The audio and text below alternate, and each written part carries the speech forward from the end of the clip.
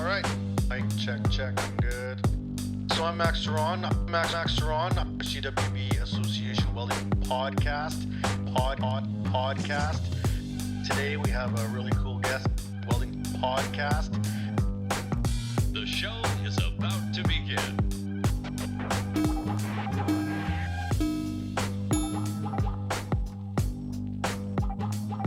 Hello and welcome to another edition of the CWB Association podcast. I'm Max Ceron with you guys, as always, here with another fantastic guest to talk about some very important issues. This episode, I hope to talk about some things that are very important to Canada and to me as a Canadian and welders across the country. We have Ted Taylor, who is an instructor and lifelong welder / educator, and he teaches at Neeginan College, correct? Neeginan College of Applied Technology. There you go. So, Ted, how are you doing? Doing very good. Awesome. And we got you at work here, so we had to steal you away a little bit just to get you on the show. Well, the timing is perfect. You got me for roughly an hour, so. A very busy man. So, Ted, let's start off with, where are you? Where is Neeginan College of Institute and Technology? Well, if you've been downtown Winnipeg, we are located at the old CPR station right at Higgins in Maine. That building has been converted into a college. So our building where we do the trades isn't joined to it. We're the building immediately to the east, where we have a industrial welding course set up, a gas turbine overhaul program set up. There's a CNC program and a TIG welding program as well. Oh, so you got pretty much a nice full rounded program, basically all the major skills you're going to need. We are trying to get people employed, and that's our mandate. So how we can do that most effectively is what we're trying to achieve. All right. So the Neeginan College that you work at, this is an Indigenous centered college, right? So your main focus and mandate is to work with Indigenous communities to help with education, correct? We're working more or less with people from Winnipeg. So if you're Indigenous or Métis or Inuit, you can come and join us. Funding is provided, everything is provided. The students don't have to actually shell out anything. They just have to be here 100% of the time and pour their heart into their work. Like I say, our whole mandate is to get people employed. Okay, and Ted, yourself, how do you affiliate yourself? Do you see yourself as Métis, Indigenous? Where are your roots?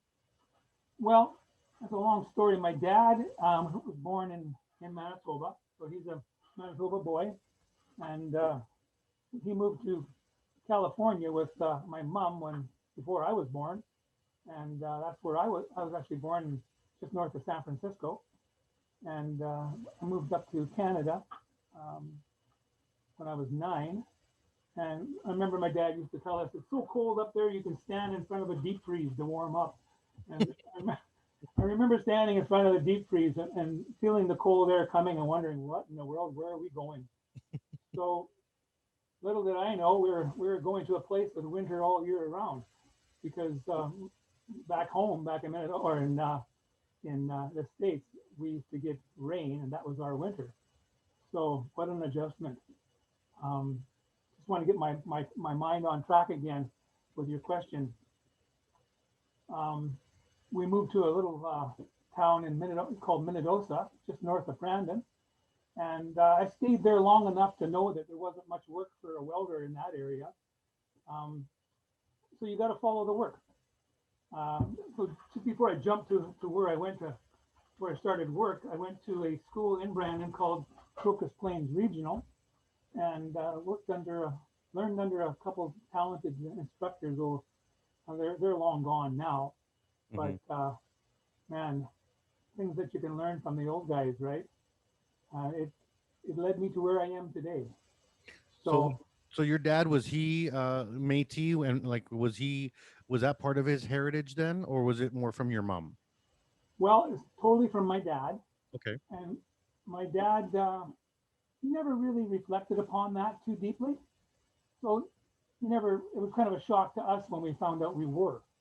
Um, Mhm. so I really didn't give it too much thought that, hey, I'm Métis, and people would say to me, why don't you get you can go fishing for free and you can go hunting for free. And I thought, no, I'm making enough money right now. I can pay for that out of my own, and I don't want that. Um, but in regards to Métis, I knew that we were, but it really wasn't a big thing in our life. Mhm. It wasn't until I actually came to and got a job at Neeginan that I realized not only did it help me get a job here, but it got me to see another side of the coin that I totally I didn't even realize until I experienced it. And that's something that's really amazing. I remember when I started working at the college, and in my career here in Saskatchewan, I've worked with tons of Indigenous people, and my wife is Métis. I'm very connected to a lot of different communities, and it doesn't mean that just because you're around it. People always have this idea that, oh, you just know your history, or you're just gonna know. You're not going to know. It's not a given. Someone needs to teach you, or you need to have your eyes opened somehow, Yeah, right? And for me, that was teaching at the college as well, because then you start working with Indigenous students that are coming in from reserves, from talking to different bands for funding, and starting to see the loopholes and well, not the loopholes, but the hoops they have to jump through. yes, It's not easy. no, The average student coming in off the street with money in their pocket, it's much easier for them to go to school yes, than some kid coming in 2 hours from the reserve to try to get everything lined up and working. It's a tough gig, you know, and that taught me lots. And I'm sure that was a bit of your process too, right? well, we have a system in place where there's prerequisite testing, so Mm-hmm. they see where they are academically, Mm-hmm. and if the student needs to bring up that bar, then they'll get them either working during the summer to help their math grade or whatever that they're short of, right? Or else the students will stay and get their grade 12 through this college as well. Now, I would prefer the student comes to me with a grade 12. It's easier for them to get a job. But we've had success with students even in grade 10, with a grade 10 level, and picking up the trade and running with it. So, Yeah, and a lot of people don't know that in welding in Canada, you only need to have a grade 10 to get into a welding program, and sometimes kids will be like, "Well, I can drop out of school with a grade 10 and go into welding." And let me tell you, kids, if you're out there listening, yeah, that's hard. yeah, don't do You're it. much better off getting that grade 12 and pay attention to math. Absolutely, because your uh, your resumes would be on top of the pile then instead of on the bottom. Mhm. So you get that grade 12. Absolutely. So you come in. How long have you been working at the college now? Well, I've last November was 11 years, 11 so years. it went by fast. When you're having fun, time goes quick. Well, they say as you get older, time speeds up because the path to death is downhill. So Ah, well, I've never heard it put that way, but I saw it. Once you hit 35, it seems to speed up. it So just speeds up. It's true, and I'm on that. I feel like the years just blink by now. And you're at the college. You're 11 years now. What would and I want to get into this more later on as we get more into what's happening in the current state. But when you first got in 11 years ago, what were some of the obstacles right away that you saw, like, man, this makes this difficult? Or what were the things that kind of shocked you that you perhaps didn't know? well, maybe not shocked me. Mm-hmm. Um, I saw.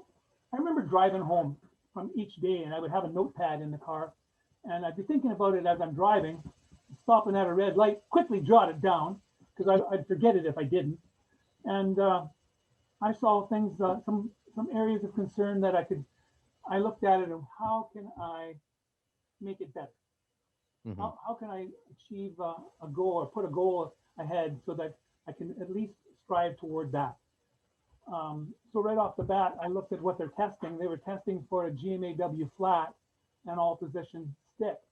And I thought, well, that's going to leave them short because GMAW, 90% of all the welding is done in a horizontal position. Mm-hmm. If you can roll it, absolutely, lay it flat. But maybe that 90% is out to lunch, but I know if you can, roll it around and get it flat. But if you're not testing for horizontal, you're missing the boat. So I introduced that ticket right away. And then I wanted to introduce some flux core and metal core, because a lot of Winnipeg, a lot of that is production oriented, and they want those high deposition wires. So that's what I strived for, was bringing getting more tickets in, so that we could test for more options to get to, when our students are taking the course, we don't know where they're going to go. Yeah. We don't know if they're going to take a job in maintenance, or if they're going to get a job in a factory making parts, or if they're going to go up into a mine. So I try to prepare them for all facets. So whether you get your GMAW flat and horizontal ticket, all position stick, or a flux core metal core, that's going to cover a lot of those bases, right? So You're 100% right. Yeah. So that's what my main focus was on at the beginning. And then feedback was starting to come. I was hearing it from one guy I remember in particular. He said, well, I hired one of your guys and he had all these tickets and I assumed he could fit. Well, the poor guy, he could weld like a son of a gun, but he took the first job he could get. And just because of his lack of fitting ability, it really hurt him in that job. So that opened my eyes, and I had a really good director, and we put this in front of her with another fellow I used to work with, and she let us introduce a work practicum. So that in itself is huge. Yeah. Plus, we introduced a fire pit project. So I had drawings professionally drawn up from a friend of mine. And I was so gung ho for this, I paid for it with a mountain bike. I gave the guy my mountain bike, and I gave him a brand new fire pit, and he was happy, and we were happy. But the end result was the students have something solid to work with. The only thing I'm really missing is a BOM and work orders, and they've got the full gamut. So that made a big difference with drawings and interpreting drawings, and we made it difficult with the weld symbols, because that's a huge part of your job as a welder, to be able to understand, interpret drawings, but also be able to understand, which side am I supposed to weld on? Arrow side, other side, or am I looking at what type of joint am I doing? Do I have to prep this before I put it together? So it takes a lot of job planning. It's just not, okay, here's the prints, here's the parts, slap it together.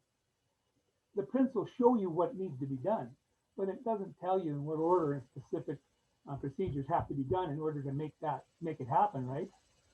So there's a lot of critical thinking involved, a lot of and experience that a lot of experience that you got to get taught, because it's hard to learn on your own in terms of like how material is going to pull, where your first tacks should be. That's right. Where, what the weld sequence should be, right. And it's good to learn that in school, because that's a hard lesson to learn on the job floor.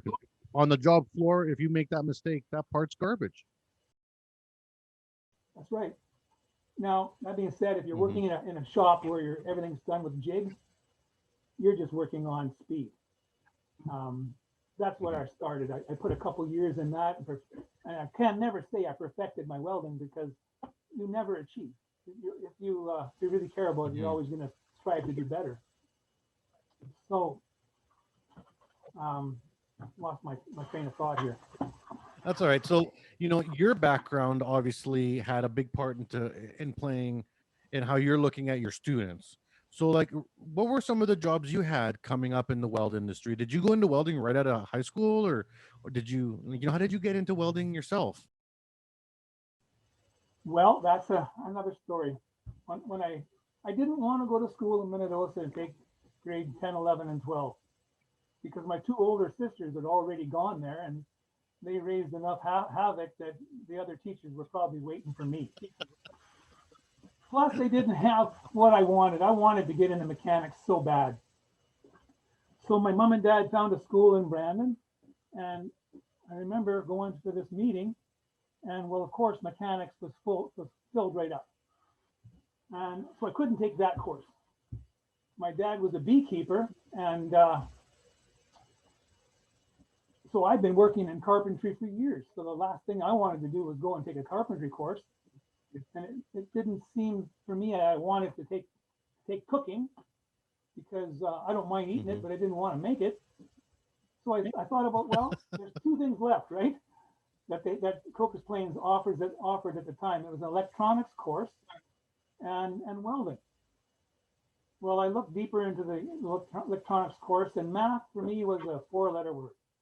I always struggled with it throughout my whole life, and it was tough. Now, not saying that I wasn't able to do it, but I had to work extra hard on it to get it done. So it was very stressful, and so math was a little bit hard for me. But for those of you listening, learn from my mistakes and work hard at it while you have the opportunity, because you're gonna need it. So, Yeah, having a teacher in front of you to help you is the best time to learn. And it's funny because when you're young, you're like, this teacher's trying to ram it down my throat. Well, once you're out of school, there is no teacher, and then you just won't learn. So, I mean, you might as well take advantage, because when you get into college and you're sitting in a class, and you know, and this has happened to me, and I've seen it happen to my students. You're sitting in a class with 12 kids, I shouldn't say kids, because anyone can go back to school at any age. So you're sitting around with 12 strangers. 8 of them are going to be really good at math, and then 4 of you are going to struggle, and you feel dumb. You know, you feel like you fell behind. You feel like maybe you shouldn't be there, and don't be discouraged. You'll catch up. But if you're still young and you're listening to the show, just like Ted told you, when you got the opportunity, pay attention, because math is one that you're going to come back around on, and it's not fun the second time around unless you kind of pay attention the first time around. Yeah. Well, it'll get you if you don't have that datum, right? So work hard. Work hard. And so what kind of jobs did you get then coming out of the program? What were, like you said, you got into production for the first couple of years? Well, I had an opportunity for a job that actually I had enough credits. I didn't need to finish the full grade 12. The counselor told me, you can graduate just around Christmas if you want. Well, I took I knew there was the bus route that we took to work every day went right by this shop, and I saw it clear as day, Canadian Steel Tank. I went in there and did a weld test. The next thing I know, I was hired. $6.11 an hour. Woohoo!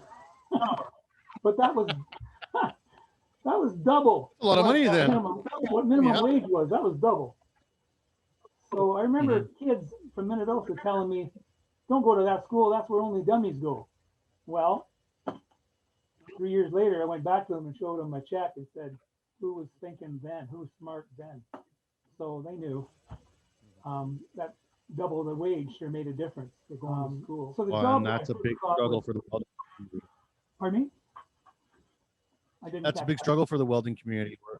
Yeah, you know, it's a big struggle for us in the welding community where people look at our trade as a dummies trade, and it's not. It's not a dummies trade. You know, it's a good paying job with good benefits, and being smart makes a big difference. Oh yeah, absolutely. So with Canadian Steel Tank, we were running 60-10, 60-11 rods, 70-24 for fillers on these big tanks that we were working on. Spent enough time there. That's not where I want to be, but it was a great place to learn. And I remember looking down the length of the shop, and it was wintertime. Didn't have much heat in that building, and I could see the inversion layers. And I honestly remember thinking, that's my foreman, because I recognized his pants. That's just how much smoke there was in the shop. It was about 150, 200 yards long, but it just shows you the quality of air that we were breathing then. So I had a chance to get out of that place and work for a company in Minnesota called Morris Rod Weeder. Was with them almost, I guess, close to 3 years. So I learned how to weld MIG and work in jigs and planning your job ahead with jigs and pissing off all the old timers by doubling quotas. So, but I really enjoyed that place, and I worked hard, but learned how to weld there, learned how to plan my job, and learned how to work, to look ahead and to think about the next step. And that was critical. After that, Well, this is a great time to take a break. Let's take a break right here, and we'll continue with your story. We got to get our sponsors in. no So problem. thanks everyone for paying attention and listening to the CWB Association podcast here with Ted. We'll be back right after this commercial break. And we're back here on the CWB Association podcast. My name is Max Ceron. Thanks for tuning in. We got a great story here with Ted Taylor coming to us from Winnipeg, and he's walking us through his career. So now you're at the shop, you're learning to fit and weld, and for all the young and new to welding people out there, let me tell you, there's nothing more valuable than putting your time in. You got to put your time in, and that's how you pick up those skills. And a lot of young welders coming out of school say, I don't want to work in a production shop, I don't want to work with MIG, I want to go be fancy super welder right out of school. You're not going to know enough. I'm sorry to break it to you. You're just not going to know enough. And you got to go work for these companies to get it. Right, Ted? You're not going to be prepared if you do that. And that's going to hurt too, because there may be failure, right? So during my time with Morris Rodweeder, I'd also work in a shop in the summertime, because most of those guys working in that factory were farmers, and they would take the summer off. So that's the way they did it. They were 9 months out of the year, they were working and off for 3. So those other 3 months, I'd work for another company in Minnesota called Minion Industries, and we fixed stuff for farmers that they needed it yesterday. So, and that's the way that place was. It was a variety, you name it, whatever a farmer would break or would need or repaired, we did it. So I learned a lot of fitting with that guy. And I actually went back to Minnesota for my mom's funeral a couple of years ago, and I looked him up, and I wanted to thank him for all he taught me, because just learning how to square things up, and you were talking about knowing which side to tack so it would pull square, and those are secrets that it's a trade secret. It takes time to learn that. If you don't have that background, it takes a lot longer to fix it than it does to make it. So absolutely, do it right the first time. I've worked with a lot of fabricators. They put on their resume that they're a fabricator and they don't know the tricks. And then, I don't know, maybe I'm a bit of a snob, but you're not a real fabricator till you know those tricks, because the right tack in the right place can save you hours of work. Absolutely. Seen it happen. So anyway, I had opportunities for another job, and it seemed like a big jump, but all I had to do was pass a test. So there was a company in Selkirk called Purvis Navcon. They put an advertisement in the paper, in the Winnipeg Tribune. That shows you how many years ago it was. And I saved it, and it was asking for qualifications for welders for $10,500 a month. Well, money speaks, right? So I lined up and phoned this place in Selkirk and made an appointment to do a test. And I went in to do the test, and I remember this had a big table set up with a 2-inch pipe that was welded on the corner, came up about 4 feet with a T that extended out another 4 feet, and you could adjust it. You could adjust the height, and that was it. They had a clamping device on the end, and they said, "Okay, you can go out there, and here's your plate. Tack it on or clamp it on the end of that. We want a 5P root and a 70-18 fill and cap." And this was a butt weld with a 1/8 gap on, I think it was 3/8 plate. So I couldn't get complete pen, but I looked at this and thought, well, how the heck am I going to do this? I'm standing underneath this plate. I got nothing to lean on. What am I going to do? I'm going to stick my elbow in my belly button and try to weld. So what I did, I grabbed the stinger, whipped it up over top of the horizontal pipe, laid it 3-4 times around that, made a loop, and wrapped it around a couple more times, slung my arm through that. Now I can weld. I got something to pull on and lean on, and I laid a bead in there. It looked like it was beautiful. And I know I nailed it. And I said to the guy testing me, he was a great big guy with hands twice the size of mine and rough looking. And I just said to him, what's it take to get an A? And he said, only I get A's. So he gave me a B plus. And then they told me that they were going to give me a call. And when to show up for the plane. It ended up I didn't get to go that year because they'd, for whatever reason, they'd overbooked how many people. They wanted to make sure they had enough people, and they overdid it. So I didn't make it that year. I had a chance for the next year, and I had to leave a job with 3 minutes notice. So that wasn't good. But out of any company I've ever done that to, that company was that was pretty well. They not that they deserved it, but they sure didn't treat me very well. It was pretty easy to leave. So that was in Verdant. And you know, I'm not going to give a name, but I was working in the oil field there. Yeah, and you know it.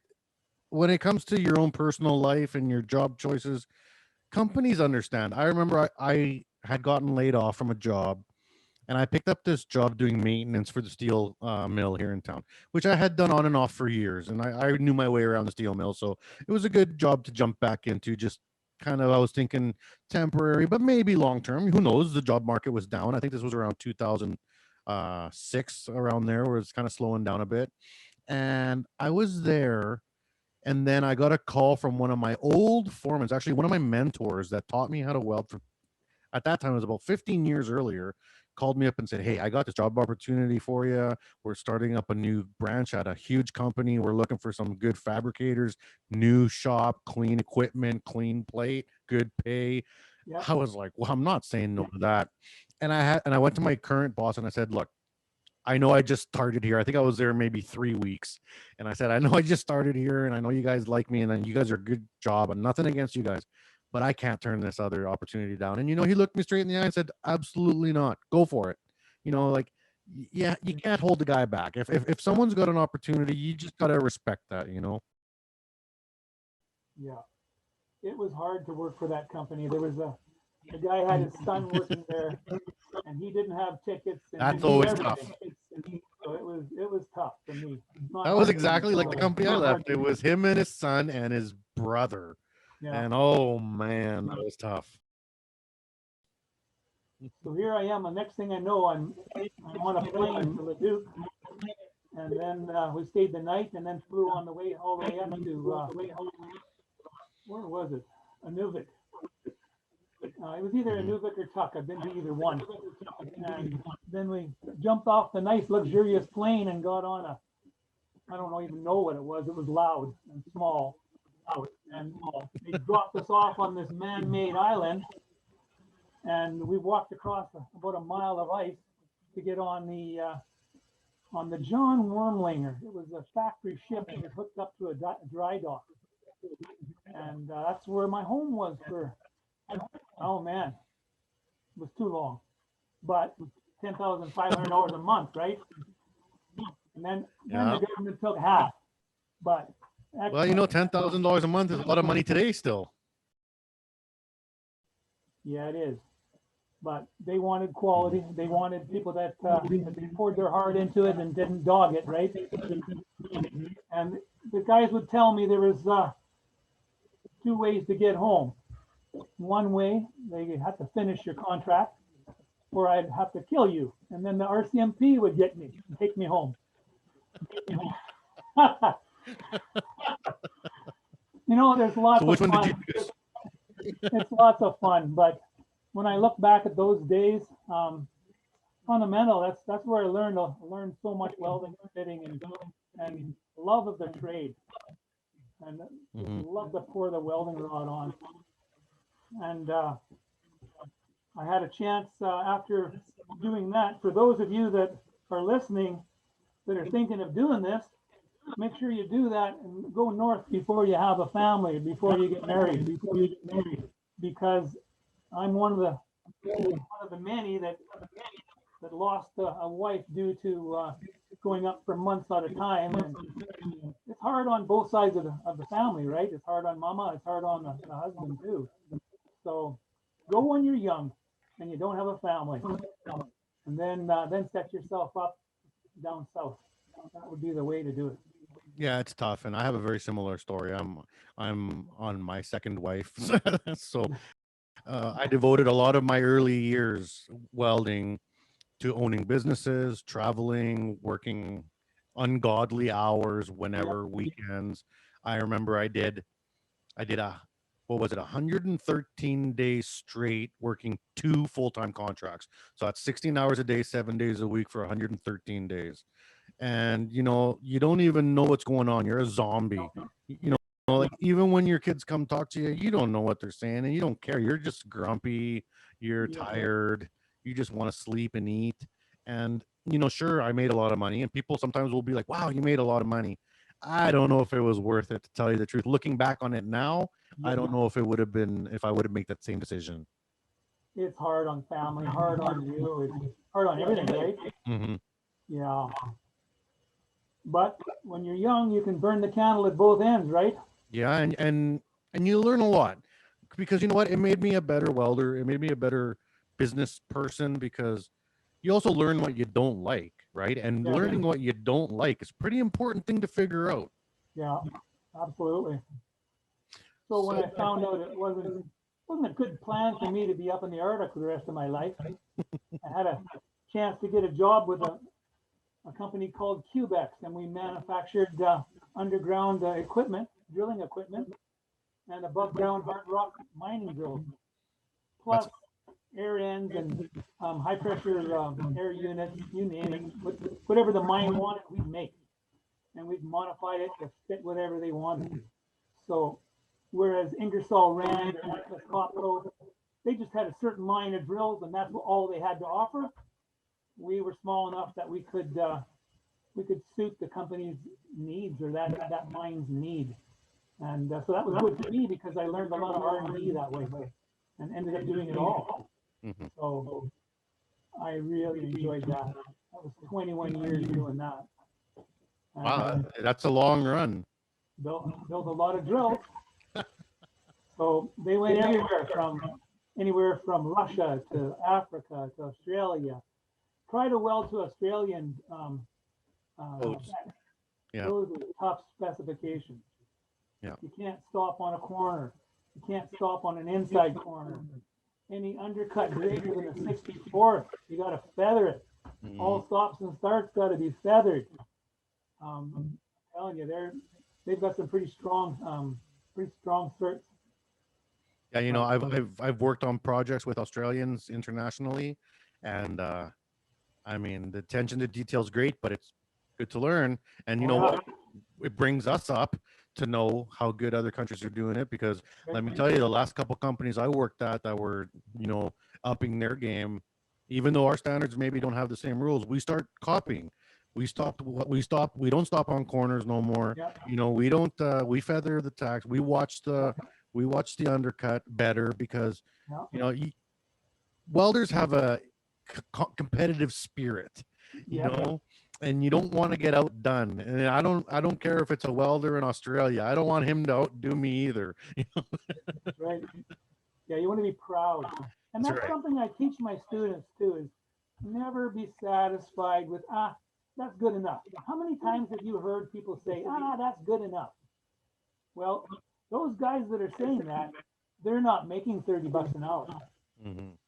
I've always thought, you know what, you want to strive to do better, make your weld your signature, so that everything you do, you're proud of, and you've known you've done your utmost and put everything you can into that weld. And you know what? The next thing you know, you're gonna be close to retirement, because your whole life has gone by so fast because you've enjoyed it. Yeah. And Now- that's the key. Yeah. Finding something that you like to do. If you can find that, that is huge.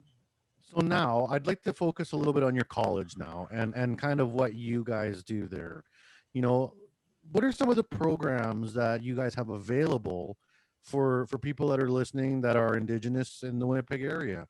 What's some of the stuff that you guys offer, and maybe also a cue for maybe other colleges.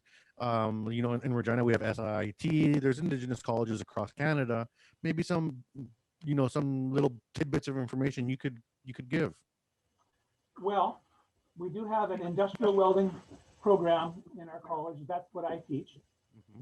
We also have a TIG welding program. We have a GRO, which is gas turbine overhaul program. And we have a CNC program / machine shop. Okay. And that in itself that fills our building. So our whole mandate, like I say, is to get people jobs, get them trained up so that they can get employed. So how do your courses do in terms of hiring? Do your students have a very high success rate for getting hired after finishing the courses? You know what? I wish I could give you glory numbers. Last year, COVID was just terrible. And it killed my program. It stopped us midway. Then we had to go online. And by the time I got the students back into class, we extended the program another month so that we could get all the tickets that we had. And then I went on holidays. I wasn't able to help my guys as much to find jobs. Now, a couple of them did get jobs, but Winnipeg, it was slow last year when COVID hit. Yeah. So that was really hard on my students to go out and look for work when there were people that were laid off with experience looking for work. Yeah. So from what I'm hearing now, it's picking up. Yeah. It is. The jobs are starting to show up, and that's a good sign because it's early still. And I'm hoping that we'll have a turnaround and get more of our people employed. Now, normally we've had between 85 and 90% people get jobs. Wow, that's amazing. And we also have there are people in place over here that their sole job is to help people get work. And there's the placement agency. It's not an agency. It's another program over in the main building, and they help our Indigenous students get jobs. And then how does the process work for you guys in terms of the working with apprenticeship? Do the students come out with hours towards an apprenticeship? Do you guys work with the Manitoba Apprenticeship Board, or is that or do you guys not have those agreements, or how does that work with your students? Well, I'm glad you asked that because our whole mandate is to get a job.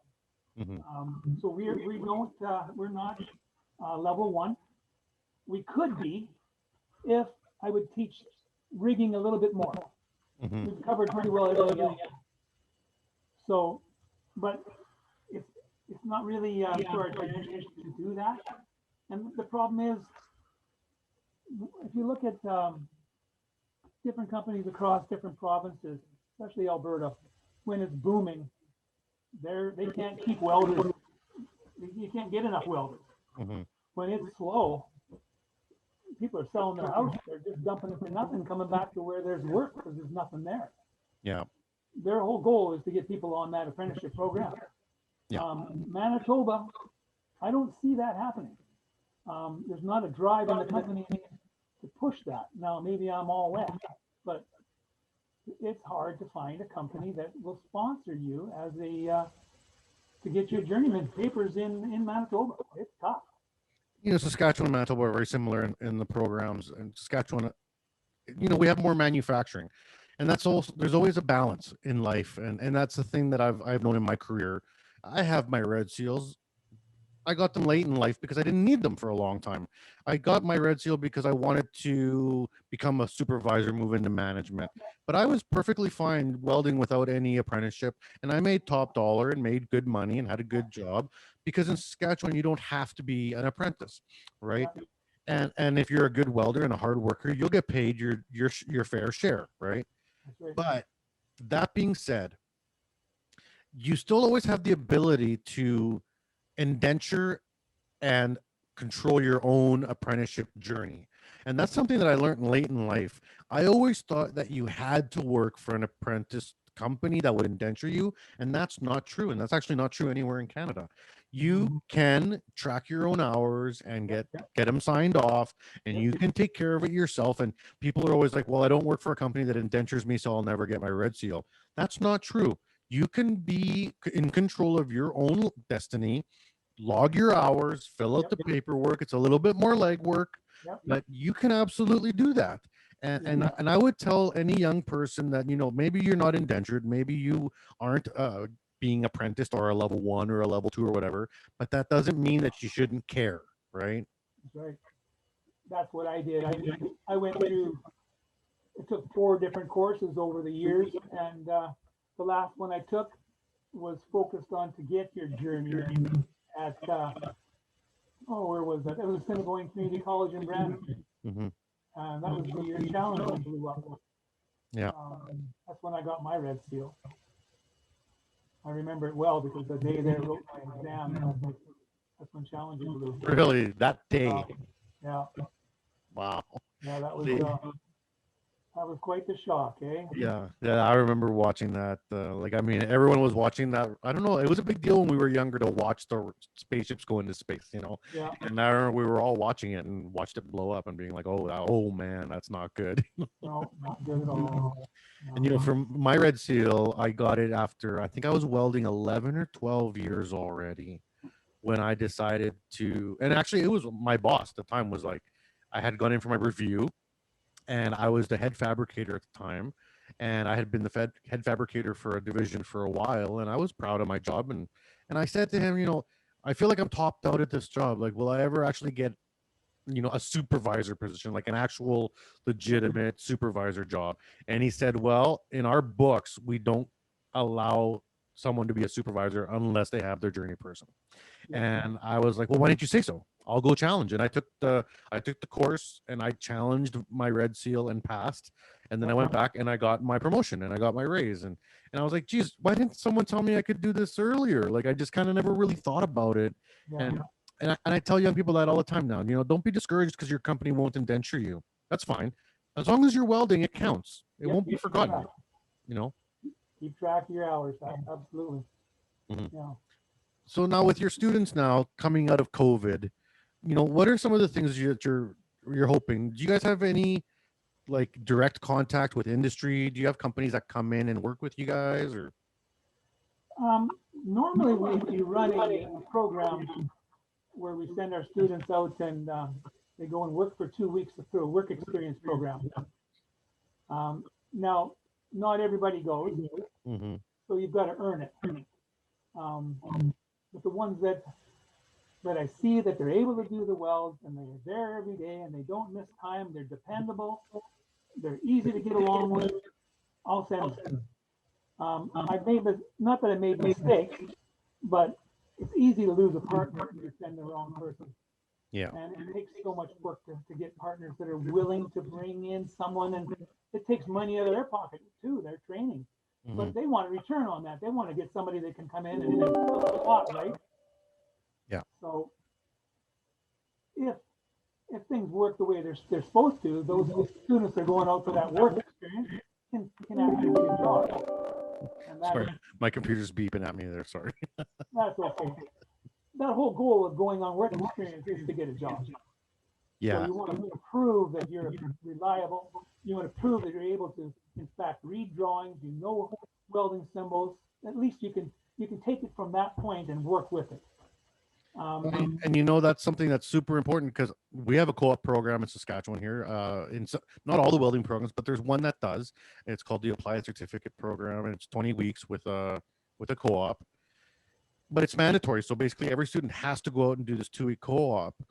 And sometimes the companies come back and say, you know, you sent us a student, but they can't read a tape measure. Aren't you guys teaching them how to read a tape measure? Why can't they read a tape measure?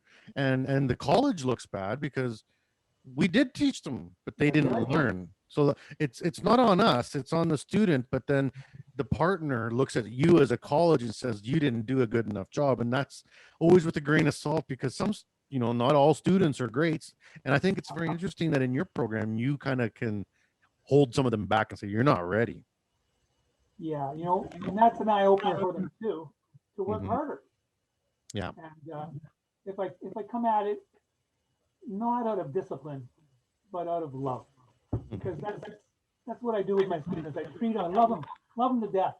Treat them how you want to be treated yourself, and you'll find that students bend over backwards for you. They want to learn, they want to be here, they want to perform, and they want to get better. So it's up to me to be able to take that willing mold and form it, right? Yeah. Yeah. That's awesome. I love that you guys got this going on out there.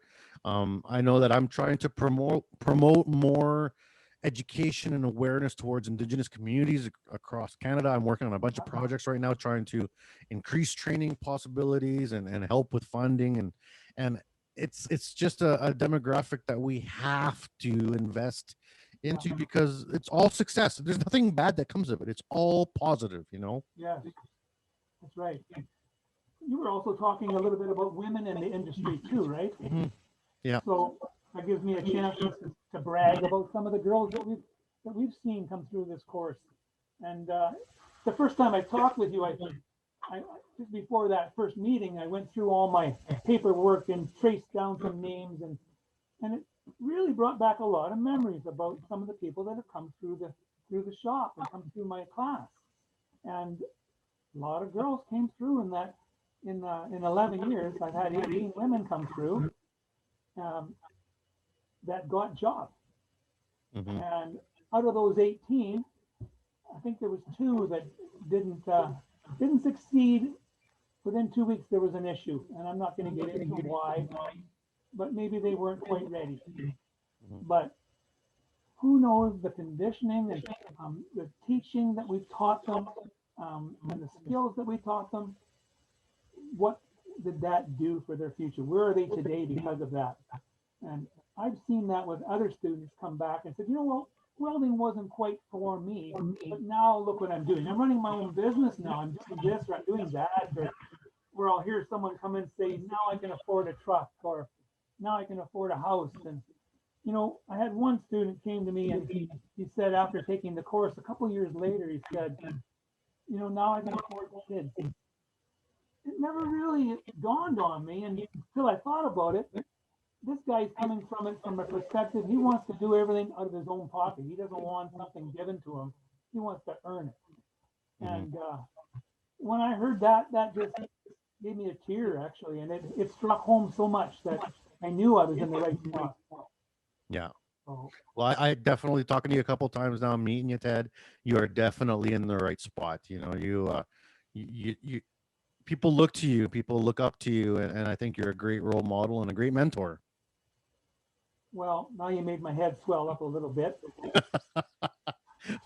Good thing you got a hat on. So Yeah, well, you can see I got lots of hair. that's because all the brains push the hair out, right? That's why I got so much hair, and I'm not very smart. So Well, I don't know. all right, Ted. Well, we're at the end of the show here, so I'm going to ask you the same question I ask every guest I've ever had. If you could give a piece of wisdom to someone looking about getting into the trades, whether out of high school or just a career change midway through life, which is, perfectly a normal thing to do, what would you give them as a piece of advice coming into this world of the steel trades? Okay, that's easy because I tell all prospective students the same thing. Before COVID, we would have a group of people come through on a tour, and they're looking at possibilities, right? Where do I see myself? Do I see myself in this course or taking this course? Or so I'm becoming a salesman trying to sell my course. Mm-hmm. But it's more than that. And I come at it from this angle. Do you like working with your hands? Are you mechanically inclined? Do you like to build stuff? Do you take pleasure in making something and looking back at it and knowing that you've poured your heart into that? And can you feel anything out of that? Because for me, that was the world to see a machine that I worked on or made from scratch, and and I know as I drive away, I've done everything I can to achieve every weld in that machine to the best of my ability. So don't take it lighthearted. Ask yourself, where do I see myself in 5 years, 10 years? do I want to be a laborer, or do I want to make double the amount of money that laborer is making right now, if not triple? And welding can do that for you. But for those of you that are thinking about taking the welding trade, don't do it for the money, because money is a good motivator, of course, but you gotta want it. This is something that, research it, take a good look at what's out there. Take a look on the internet, take a look on some of the videos, but try and steer away from the videos that start like, y'all do this and hit that stick in this. Like, there's so many videos out there that are garbage. So be careful what you're watching, but research also. And you know what? And if you do decide to take my course, or the Neeginan College Industrial Welding course, or any welding course, don't miss time. Treat it like a job. Put into it, whatever you do put into it is what you're going to get out of it. So never be afraid to ask a question, and always strive to do better with every one of your welds. And that would include the theory aspect on it too, so that you understand what's happening when I strike that arc. What's happening to my voltage, or my wire speed, or my to the weld deposition rate as I pull the gunner away, if I get it a little closer, if I turn this knob. Don't just think of it as a knob. Find out why. Why does that make a change? It'll make you a better welder to have that theory behind you. 100%. Yeah. That's great advice. And, I remember I had a student about 4 years ago tell me that they failed the IP twice and they wanted to go for it for a third time, because I teach the upgrader course now as well. And I said, well, do you love to weld? And they said, no, I hate it. I hate welding. I just want to get this damn ticket and then just leave. Oh. And I said, well, you know what? You probably aren't going to pass then. Because if you don't have a passion for this, you're probably not going to pass that test, because it's not an easy test. And if you don't care about this, all the memorizing in the world ain't going to help you. Yeah. You got to have a passion. That's right. All right, buddy. Well, that's our time. And I had a great interview with you. I appreciate you took the time out to be a part of the show. All right, Max. Thank you. It was nice to meet you and finally get this done. I can sleep tonight. And you did fantastic. So don't worry. I'm sure everyone's going to love it. All right. All right. Well, thanks everyone for listening. Make sure you share and download the podcast. Let's get the word out there. Let's get this around the world. We got great guests, lots of awesome guests coming up on the slate too, and lots of fun projects coming up within the CWB Association. So make sure you become a member now. So get involved with what's going on in your local community and the local networks. And again, thanks, Ted. You take care, and I'm sure we'll be talking soon. You've been listening to the CWB Association Welding Podcast with Max Ceron. If you enjoyed what you heard today, rate our podcast and visit us at cwbassociation.org to learn more. Feel free to contact us if you have any questions or suggestions on what you'd like to learn about in the future. Produced by the CWB Group and presented by Max Ceron. This podcast serves to educate and connect the welding community. Please subscribe, and thank you for listening.